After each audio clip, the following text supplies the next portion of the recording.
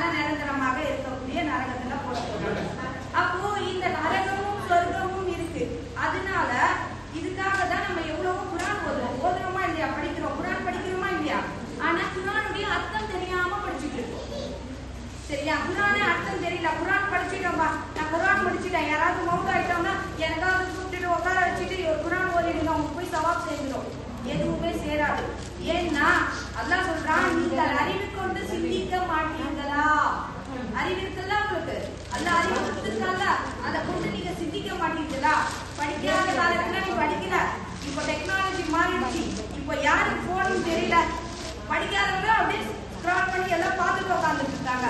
அந்த அளவுக்கு இருக்கு டெக்னாலஜி. குரான் பார்க்கலாம், குரான் கேட்கலாம், குரான் தஃசீர் படிக்கலாம், அந்த அளவுக்கு இருக்கு.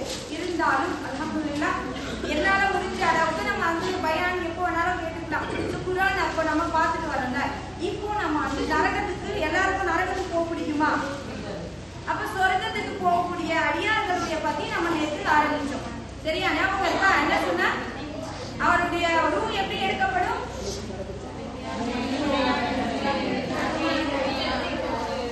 அந்த துணி எடுத்துட்டு வருவாங்க, சொர்க்கத்துல இருந்து நரமணம் எடுத்துட்டு வருவாங்க. உடனே சீக்கிரம் முடி எடுத்துட்டு வானத்துக்கு போறாங்க. வானத்தை முடிச்சிட்டு எங்க பதிவேட்டில் பதிவு செய்வாங்கன்னு சொன்னா, அதை பத்தி பாத்தீங்களா? குரான்ல பாத்தீங்களா?